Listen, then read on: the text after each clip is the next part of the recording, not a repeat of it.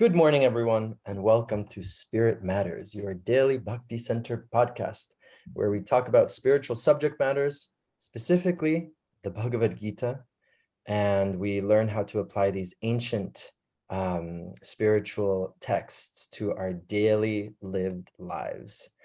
We are here with our live studio audience from all over the States, some people out of the States too, and with my wonderful co-host, Achyuta Gopi. How are you doing this morning, Achyuta? Feeling good. Good. Me too. I'm also feeling good. I'm feeling good about myself because I'm accidentally fasting when I forget to fast, but it somehow coincides. Like the other day on Spirit Matters, I was like, I'm gonna eat a juice, and you were like, wait till noon. And I was like, oh yeah, that's right, it's Ramen Dave's parents' day. And then today I haven't eaten anything. I'm like, oh, it's Bhakti Vinod Thakur's Spirit. I'm like, it's a good thing I have fasted. So I'm feeling like Krishna is just like has my back. Right? He is totally, he's moving you in all of the right ways. Yes, absolutely. So we're in the middle of the second chapter of Bhagavad Gita, where Krishna has finished kind of for now talking about the description of the soul and the relationship between the soul and the body and kind of the journey of the soul as well in terms of like transmigration from one body to another. And now we are at verse 31, and we're going to start talking about duty and and varna and all this stuff. We'll explain later. But Achyuta, you want to take us away? Sure. 31. Considering your specific duty as a Kshatriya, Krishna continues, you should know that there is no better engagement for you than fighting on religious principles, and so there is no need for hesitation. O Parth, happy are the Kshatriyas to whom such fighting opportunities come unsought, opening for them the doors of the heavenly planets. If, however, you do not perform your religious duty of fighting, then you will certainly incur sins for neglecting your duties and thus lose your reputation as a fighter. People will always speak of your infamy, and for a respectable person, dishonor is worse than death. That that one, that one, that one. That one. There's that Dishonor one. versus death. There's that one. uh, Hmm. it kind of it brings up so much. Me and my sister were talking yesterday about uh, people living their truths in like whatever way that manifests. Hmm. And she was saying that sometimes you can have the idea in your mind for any particular reason, cause, life, whatever it is. It's like, why don't you just do so and so? Like that would be easier. Hmm. Like even if you are a vegetarian or a vegan, sometimes people are like, why don't you just pick the chicken out? Like it would be easier for like them most of the time, right? Hmm. And she was saying, she's like, but if that, she said, Dr. Phil once said, he was saying, if you do not have a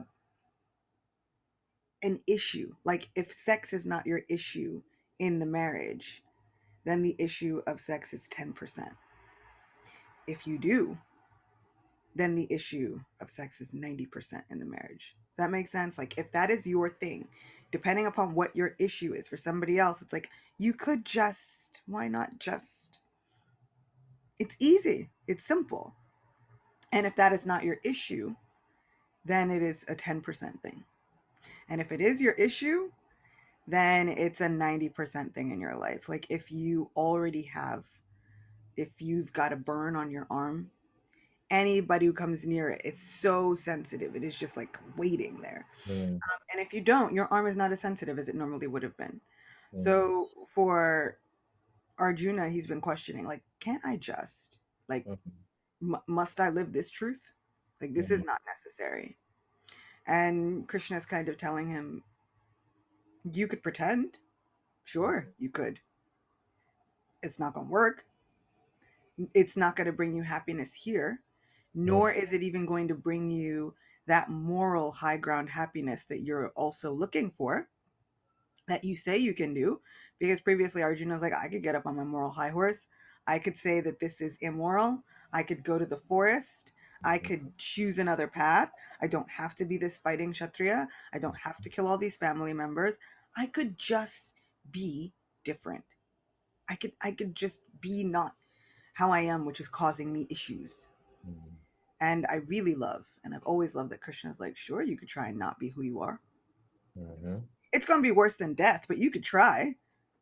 Like, I feel like this opens up such a bag of worms, a bag of worms, a can of worms, can of worms, ew.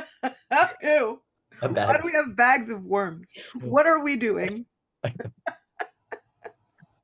I feel like this opens up a can of worms because, like, I think if one is reading Bhagavad Gita without proper guidance or without proper context or without proper understanding of like history and who is Arjuna and how Vedic society worked back then, you can really misconstrue this point. And you weren't with us yesterday, Chuta, but I was telling Doyal that after Tuesday night kirtan, this ashramite who's living there now, he like brought a group of his friends that are like really into kirtan. They're really cool. Anyway, he's one of his friends is like studying, I don't know what I think he's studying law or something in university. And apparently this week is about like violence and like just violence or something like that. And so they have him reading the Bhagavad Gita or studying the Bhagavad Gita as a case study for just violence. And he was asking me, he was like, well, what do you know, like what do you think? Because you know about this. And I was like, okay, yes. How do I explain this to someone who like doesn't know anything about the Bhagavad Gita? And I was like, how long are they asking you to like write this paper in? And they're like, and he's like, a week. I have to learn the Bhagavad Gita in a week and give a report on just violence. And I was like, okay. He was like, what should I read? I was like, okay. I was like, well, read this part of chapter What two, should I read? The whole the whole thing. thing. I was like, read this part of chapter two and whatever. And it was interesting because I was trying to explain it to him, and it was so interesting how, as I was trying to explain it to him, seeing someone who doesn't know the context, like they were so confused. And I saved it. I saved it at the end. But I was mentioning about like Varnashram and how things worked differently back then, and how like right now we're not in clear Varnas or in clear kind of divisions of society. Like it's not clear if I'm like a super kshatriya, a warrior, or if I'm like a brahmana, or I'm this or that. Like there's been a lot of mixing going on. And in Varnashram, it was like they were like super clear. They were like extremely clear of like this is this and this is this and this is your specific duty. And I made the important point, very important point, where I was like, you do understand, because he was like, wait, who's Krishna and who's Arjuna? I was like, Krishna's God and Arjuna's like, okay. And he was like, oh, okay. And I was like, so Krishna, God, is telling Arjuna, this is your duty, this is your swadharma. We see this word in the purport. This is your specific duty. This is what you must do, in this situation. I was like, and then I found myself being like, we don't have, I was like, God isn't driving our chariot into a war right now. And he was like, wait, so God's not here? And I was like, no, no, no, no, God is here.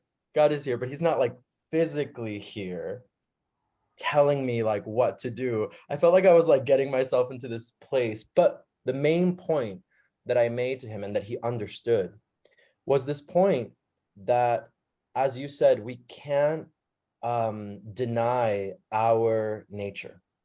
We can't deny our nature. And I was like, in the context of Bhagavad Gita, Arjuna is a warrior. Like later in the Bhagavad Gita, he wants to escape to the forest. He just wants to meditate forever. And Krishna tells him, if you go to the forest, you'll end up fighting. You'll end up fighting the animals there. And so the way that we need to understand this is in our present context, because the Bhagavad Gita has been, what's the word? Usurped is not the word, misused in names, in the name of like violence or just violence, in this very misunderstood of like, it's a just cause for war, it's a just cause for violence, because because I am a warrior, or this is what should happen, or like God's whispering me into my ear. And it's like, how do you know God is telling you to do these things? And our Vedanta, our Vedic path, our Bhakti path tells us, well, you have to, there's various checks and balance systems of like knowing whether this is actually like um something coming from Krishna or not, right? I have to check my sources, I have to see. But I see you're nodding a lot, so I want to hear your take on all of this. Well, and there was so much in there, and I have heard it before that Bhagavad Gita has been misused. And I kind of want to go back and look up and challenge, has it, and by whom? Apparently by Hitler. And now we consider the damn source. We're talking about Hitler. The man was It was gonna crazy. he He was was gonna create a war whether there was a Bhagavad Gita to tell him to do so or not.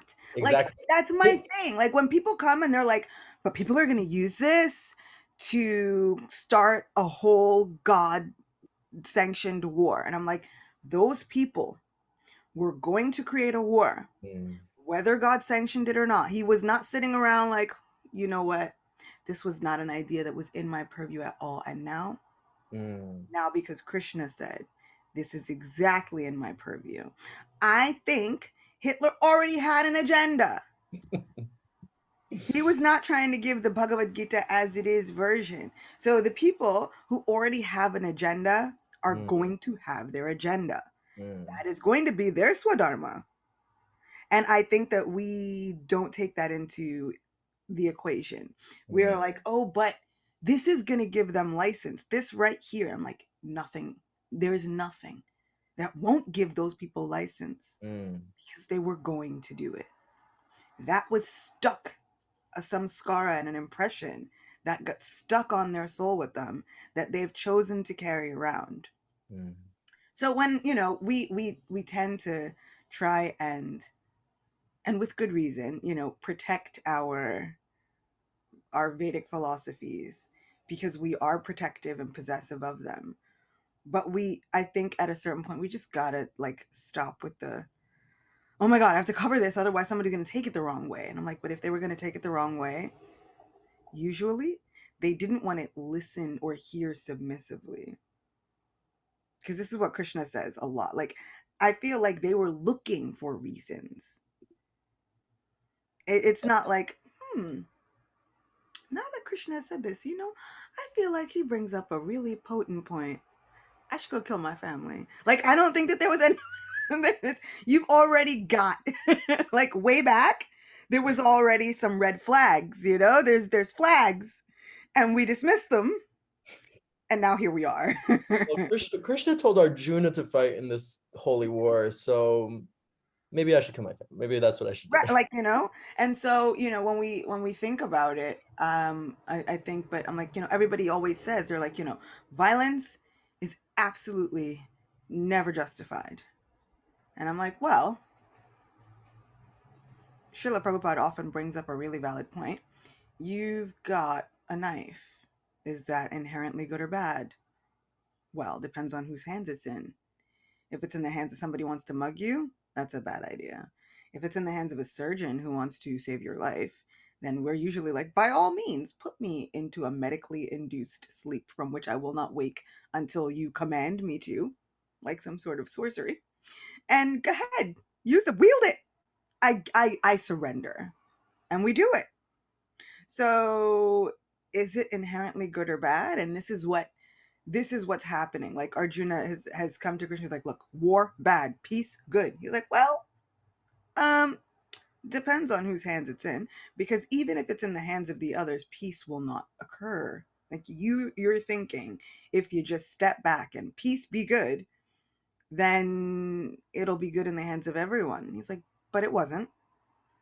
There were non-war times, and still these people were mistreating others in different ways. They're finding other ways to mistreat others. So, I really, it does go back to this swadharma, this internal, really, like, authenticity, this truth. Um, and we see it a lot in high school. We're like, we don't have varnas and ashrams. And then you go to high school and you're like, these are the nerds, and these are the jocks, and this is this, and these people go here, and these people are kind of in the middle, and these people are kind of straddling those two lives, and these people are straddling those two lives. And you just, there are natural divisions that happen. And so the idea of these natural divisions of society shouldn't feel so far off for us, because there are people who, I do what I'm good at. And it doesn't mean that they don't have to practice and they don't have to work hard, but they do what their natural inclination is. There are some people who are more naturally inclined as administrators. These are what kshatriyas were. That's it. Like, it just means that you are more naturally inclined to be an administrator. You've got people who are diplomats and speakers, and then you've got people who are like, yeah, no, I'm a fighter and I know it. And they're following what comes naturally to them. This is what the idea of varna and ashram is. It was not supposed to be, oh look, you were born here and so this is what you are. Usually what happens is, if you were born into that kind of family, it's because you already had, the soul had this inclination towards this. And so people were much more in touch with what their souls were doing and kind of paying attention to. And we do see people who do straddle the lines between different varnas and ashrams. You've got Brahmin fighters, you've got a few Brahmin administrators, you've got people who were Brahmins but also merchants. You've got people like, you've got all of these people within society. And I think varnas and ashrams get a bad rep when the caste system comes in and people once again start using it to oppress and overlord it over others. But that's the same as everything else. We cannot say, well, the Vedas gave them the wherewithal to do it. They were simply looking for the excuse. We use different things to our advantage, just as Arjuna is trying to use these moral high grounds, like war bad, peace is good. Krishna, everyone knows this, and so we should avoid it at all costs. And he's like, well, is that actually avoiding a more violent situation?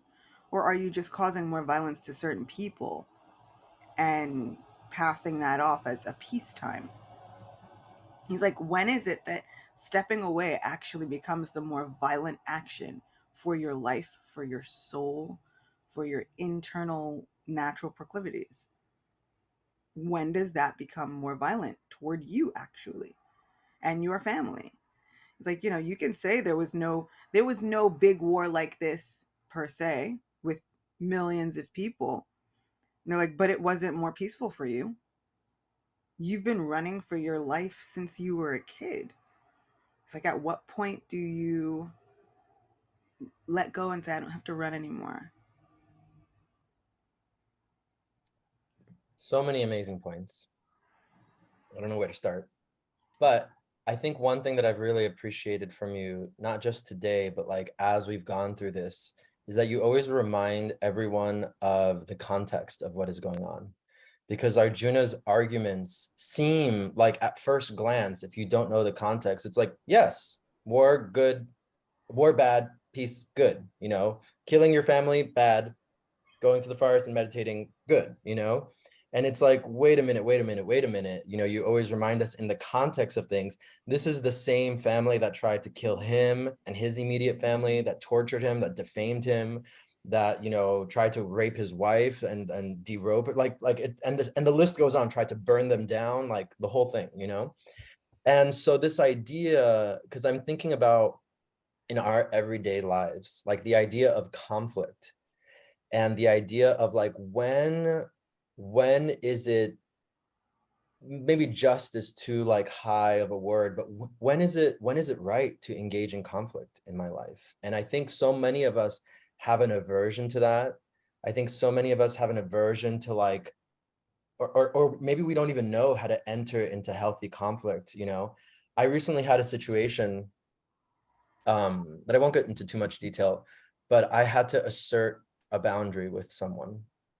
And it felt really good after I did it. And it also felt like, wow, I'm learning how to handle these kinds of situations better, because I feel like myself and a lot of people were just so like, let's brush things under the rug, let's not engage in that conflict, or like, let's not talk about it or this. And yourself, Achita, you've always mentioned this, where it's like, no, I'm going to be like, I'm uncomfortable in this situation. This isn't working for me, regardless of whether the person's a devotee or not, you know? And I had the opportunity to be like, I respect you and I honor you as a devotee. I'm not going to ignore you if I ever see you in person, because that's ghetto. You know, I'm not going to like ghost you. But we should have boundaries, you know, boundaries are good for us. You know, it's like, I'm over here, you're over there. And it's like, I feel like so much of that skill has been lost, or maybe it was never taught in our modern society, because I feel like, and then I'll make this point, last point, I feel like people have become so obsessed with making it, you know, making it, I got to make it. And this idea of making it, or, you know, whatever you want to call it, the American dream or capitalistic success, or like whatever you're calling it, I feel like that is what has really messed with our idea of Varna. Because like you said, if you really just stop and stop with your like, I have to be this, and my parents told me to do this, and society's telling me that, if you really just stop and breathe and observe, it's like, you know what you're good at. You know who you are. You know what you're supposed to be doing. You know. And I think that a lot of people get so confused because of all the externals of what we're being told what to do, or we're supposed to be this way, or my parents or my friends or my society or my boss or whatever, that we lose that. We lose it's like our swadharma, our mind, our purpose, it gets clouded. And I'll end with this point, because I think it's a nice point. I think that this new age kind of like spirituality of like, find your path, um it's also muddling our understanding of who we are, because apparently we're all light workers, and we're all, you know, gonna help each other be enlightened, you know, crystal beings. And it's like, no, we're not all light work, like we are, because we're spirit souls, but we're not all life coaches, you know, we're not. Like, that's just, it just is what it is. And so it's like, I feel like it's such a confusion around that. It's like, if you just stop and think and get clarity, it's like, you know what you're good at, you know, you know. We've been trying to find it since we were 12 and first found horoscopes that are telling us you are good at details. You're really good at details. You're really good at racking up sales. You're really good at funds. You're really good at this. You're really good at leadership. You are really good. Like we're looking towards horoscopes to tell us this is what like 90% of my tarot readings do. It's like half the way through, I'm like, you know what your calling is.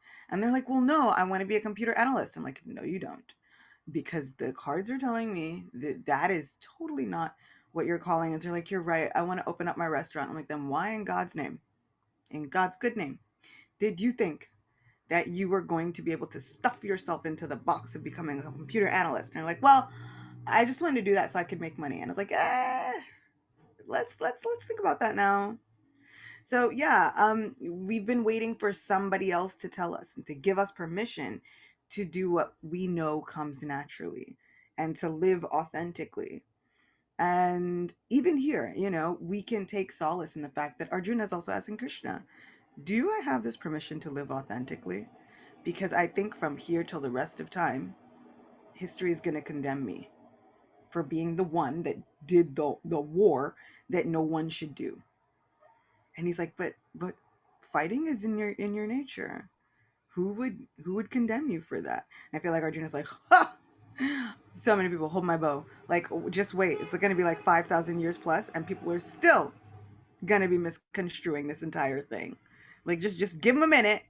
And I think that, you know, Krishna's also saying, he's like, but that's also the nature of people, to misconstrue things. It's a natural defect of a conditioned soul. They're going to make mistakes. They're going to misconstrue things. They're not going to tell the truth. They're going to break things. It's what's going to happen. And I think that that's amazing that even Krishna knows that people are going to misconstrue things. Live your truth anyway. Yes, so good. Live your truth anyway. I love it. Go ahead, babies. Live your truth. Oh, we are running fresh out of time. Kimberly, what you got for us today? What are our takeaways for today? Thank you. Taken away to connect with the context And our authentic nature can't be denied. So we have to give ourselves permission to live in alignment with who we really are. Beautiful. Thank you so much, Kimberly. If anyone else has any takeaways, please put them in the chat and we'll read them. Achyuta, you got any takeaways? What you walking away with today? Yeah, get in alignment. And if you can't find it, or you still feel like you've kind of found your alignment or not yet, check in. Check in with Guru and Shastra and check in. But know that you should have teachers who actually see you. You should feel incredibly seen as a student. It's not just that, oh, I go and I hand over my life submissively. But you should feel like they know what your natural proclivities are and encourage them in the best way, because you can still dovetail those things. I love that Krishna consciousness is not throw everything out, just be this one facet of yourself and never anything else. It is dovetail everything.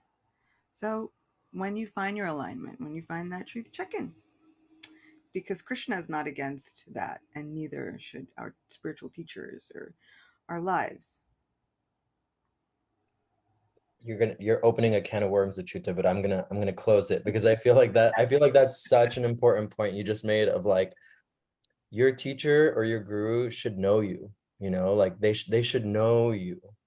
And I'm gonna really try not to go off on this one, but I feel like a lot of people who have come to me with issues around like, sexuality and etc. I'm just like, okay, you're aspiring for this guru, like they should know you.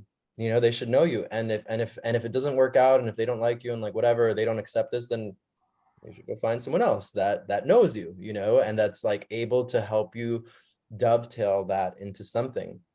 And I think this is really important because my takeaway was going to be that to really to really understand things, because we were talking about this misconstrueness, what's the noun of misconstruction? The misconception. Misconception.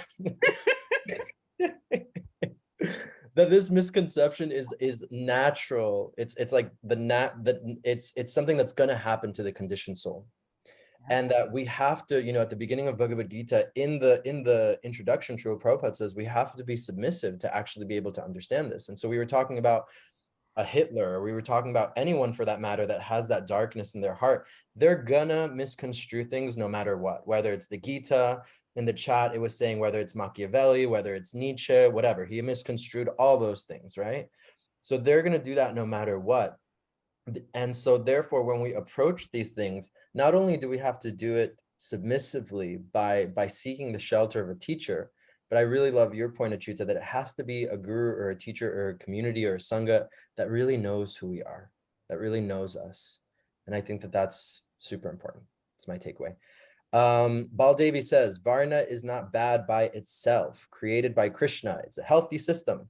So learn it and feel in cap locks, feel where you fall, then thrive there. I love that. Thank you so much, Baldevi. Thank you so much, everyone, for your beautiful presence and participation. Love you all. Thank you, Pasha, Anna, Rachna, Kimberly, Martha, Lane, Baldevi, Lileshwari in Brazil, Sydney, Bruce, and Rini, and Amy, and Irenka, and Lex. Amazing. Thank you all so much for being here today. Thank you all who are listening out there in the world. Thank you, Achyuta. We will be here, fingers crossed, tomorrow morning at 9 a.m. See you all tomorrow, and thank you all. Bye-bye. Have a good day.